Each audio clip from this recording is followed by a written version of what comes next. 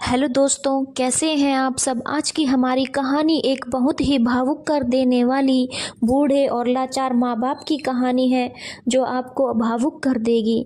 आपसे निवेदन है, कृपया कहानी को एक बार ज़रूर सुनें और चैनल को लाइक, शेयर और सब्सक्राइब करना ना भूलें। मेरी ब्लड प्रेशर की दवाई ख़त्म हो गई है और मुझे खांसी भी बहुत हो गई है। केशव बेटा, आज रविवार है, तेरी ऑफिस की छुट्टी भी है, तो ज़रा मेरे लिए दवाई ले आना, खांसते हुए मीना जी बोली। केशव गुस्से से बोला, हफ्ते में एक ही दिन तो ऑफिस से छुट्टी मिलती है माँ, और उसमें भी आप और पापा अपनी फरियादों की लिस्ट शुरू कर देते हो। कितना भी कर लो आपके लिए, मगर आपको मुझसे कोई ना कोई शिकायत लगी ही रहती है। एक ही दिन तो मुझे चैन से घर में आराम करने दो। केशव के पिता मोहन जी और मीना जी केशव के यह कड़वे शब्द सुनकर आंसुओं के दो घूंट पीकर रह गए।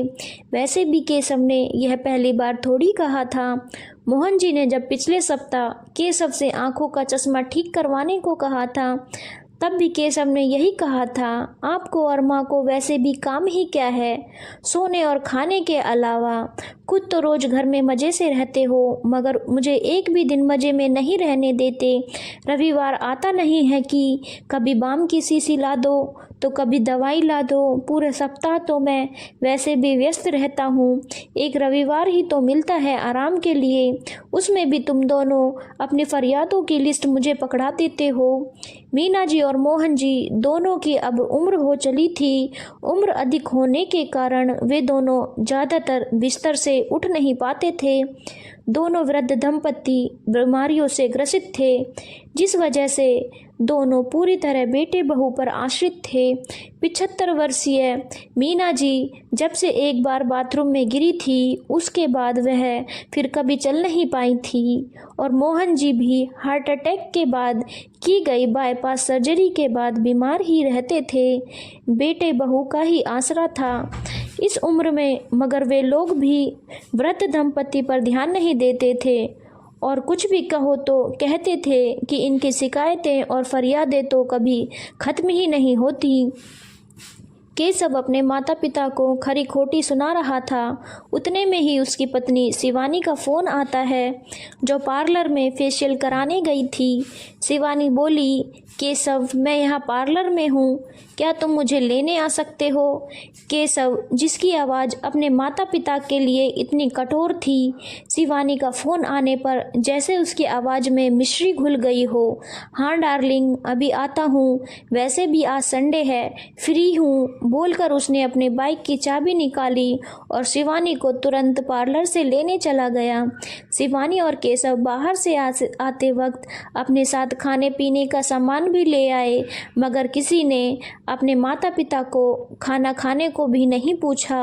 दोपहर के 3 बज चुके थे, मगर तब तक किसी ने भी मोहन जी और मीना जी को खाना नहीं दिया था।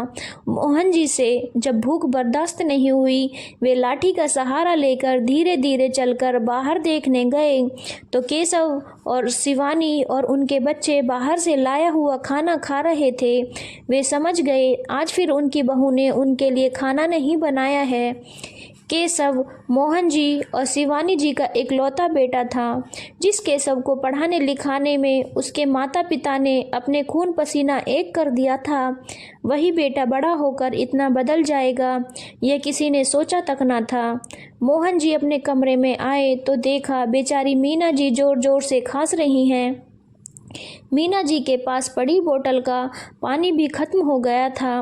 बहू तो कभी कभार सास ससुर के कमरे में आती थी, कभी कभार दोनों पूरे दिन भूखे ही रह जाते थे। कभी कभार बहू खाना दे जाती थी तो खा लेते थे, वरना भूखे ही सो जाते थे। मीना जी की खांसी की आवाज़ बाहर सुन बैठी शिवानी जोर से चिल्लाई, बुढ़िया पूरे दिन खांसती रहती है, चैन से खाना भी नहीं खाने देती। केशव बोला, उन दोनों को काम ही क्या है, तुम क्यों गुस्सा करके अपना मूड खराब कर रही हो। मोहन जी और मीना जी फिर आंसुओं के 2 घूंट पीकर रह गए। मोहन जी लाठी का सहारा लेकर रसोई में गए और मीना जी के लिए पानी ले आए। केशव यह देखकर मोहन जी के कमरे में आकर गुस्से में बोला, पापा हम क्या खा रहे हैं, यही देखने आए थे ना आप लोगों के लिए शिवानी खिचड़ी बना देगी जो थोड़ी देर बाद आपको मिल जाएगी। यूँ किसी का खाना झांकना अच्छी बात नहीं, समझते हैं आप या नहीं। कहते हुए केशव ने जोर से उनके कमरे का दरवाज़ा बंद कर दिया। मोहन जी तो बेचारे पानी लेने आए थे। केशव ने जो भी कहा उस बात का मोहन जी के दिल पर ऐसा असर पड़ा कि उन्हें हृदय आघात हो गया और वह उसी पल भगवान को प्यारे हो गए।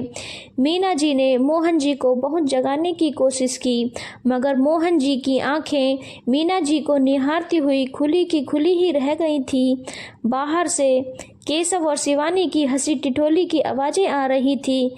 किसी को अपने माता पिता की कोई फिक्र नहीं थी। मीना जी ने पास पड़ी मच्छरों को मारने वाली दवाई उठाई और खा ली, और वो भी मोहन जी के कंधों पर सर रखकर हमेशा के लिए उन्हीं के पास चली गई।